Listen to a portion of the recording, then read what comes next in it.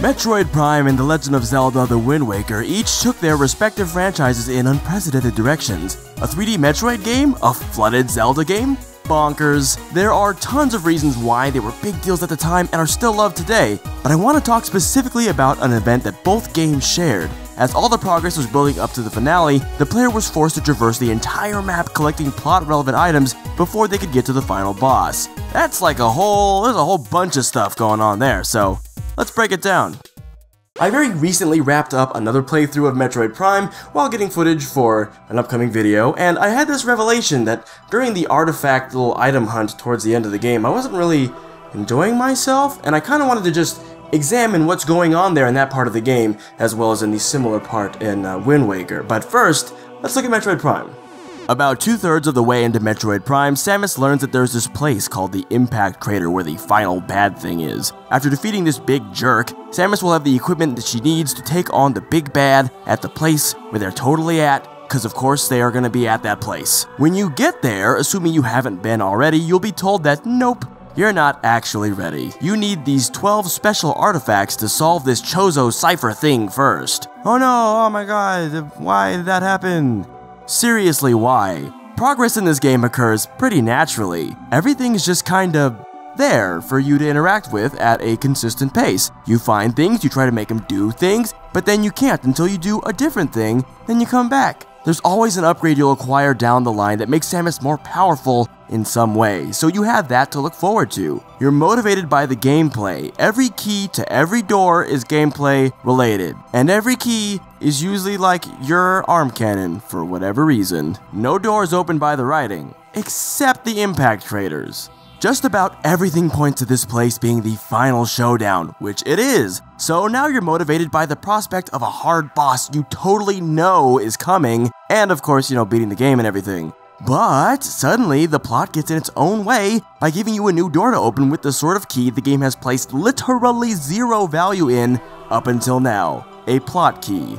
The artifacts only exist to solve the cipher. They serve no gameplay function. They hardly even have any narrative relevance. They're scattered throughout every major area, literally at the edge of some, and they're, oh by the way, right as you're about to hit the climax of the game. Unless you happen to have been picking them up already, which is hard to do without the woefully simple clues, this event kills the game's pacing.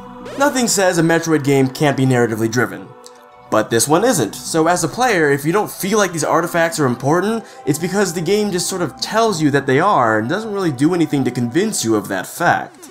Let's switch sails over to Wind Waker. Forging the Triforce of Courage works differently, and Wind Waker plays differently, but the sequences in both games share similar problems. In Wind Waker, you interact with other people, many of whom you rely on to give you instructions about what to do. Unlike in Prime, which has more or less one goal: stop the bad people, in Wind Waker, you have to gain people's trust, rescue your friends and family, figure out what's even causing the problems, and then eventually solve those problems. This reinforces the importance of the story-specific goals, which, in general, do not in any way impact Link's performance or self as the playable character. Though I imagine he's probably happier, which is, that's nice. You'll bounce between figuring out how to enter dungeons to acquire helpful items or complete story goals, and searching the islands that you've already discovered for information about which island you're supposed to visit next. Just as with Prime, however, you'll eventually be coming up to the end of the game with all the things you gotta do to be awesome, and then it's like, oops, nope, you don't have the 7 artifact, you don't have the Triforce of Courage. Gotta go make it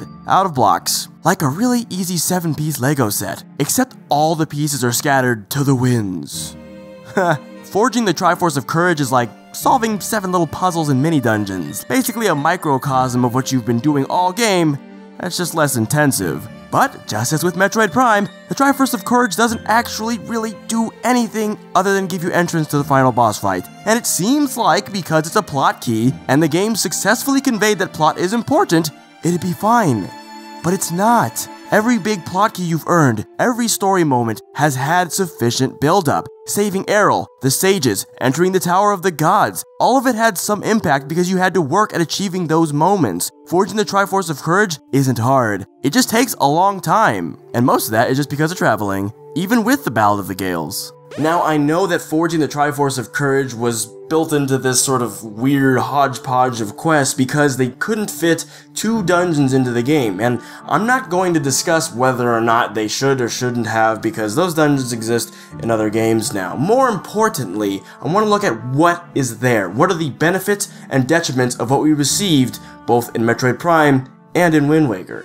Both sequences provide you with, above all else, a chance to freely explore the entire game world undeterred. In either case, these worlds are full of small, interesting details for the tourists and plenty of secrets to find for the completionists. In the case of Prime, you also have a series of battles, one after another, over about half the artifacts, which are either exciting or tedious depending on how good you are at the game and how much you like the combat. In Wind Waker, deciphering the ghost ship puzzle is an immersive experience, demanding you pay attention to multiple living, changing elements in the game's world, though the ship itself might be just a little bit underwhelming. There's also the Savage Labyrinth, which, like Prime, gives you a chance to really flex your combat abilities. These trips back through the entire game have plenty of value, especially since both of these games are pretty damn big. But you could have made such ventures without the mandatory item hunts. Either game gives you little reason to be invested in your new goal. How you progress through a game reinforces what's important for progress. It's how games build investment in your future game self.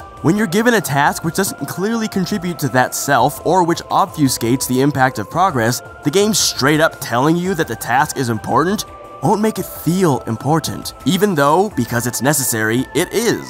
Even in Wind Waker, where most Zelda fans know the Triforce is kinda like a little bit of a big deal, the fact that the event had less build-up than even something as early and frankly unexciting as the Sacred Stones sucks the impact out of the moment and hurts the pacing all the same.